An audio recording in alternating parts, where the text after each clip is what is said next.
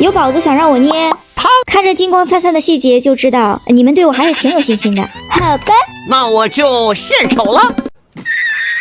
咱还是老规矩，从下往上捏，裤子后面虽然会被遮住，但我还是要捏得精致一点。这可是多少宝子的白月光呀！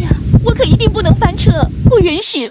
穿好衣服后，再把腰带装饰一下下，唰唰唰唰唰，咻 ，OKK。把袖子安在胳膊上，还有小拳拳。这里给玉衡长老的袖子描下金边，这一整套装束真的是简约而不简单呀。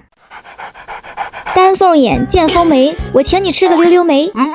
精神多了。至今我仍没想明白，他为啥会有容貌焦虑啊？糟糕的家伙，你真的很糟糕，要不也让我丑成楚婉宁这样。说实话，婉宁投稿实在太多了，有宝子说已经投稿了80多遍了。听你说这句话的时候，像极了当初中介骗我进场的时候。咱就是说，有没有宝子知道这是什么？像希望田野里的小麦。不管了，我先给各位看官上个3秒才艺。才艺结束，下期还想看我捏谁？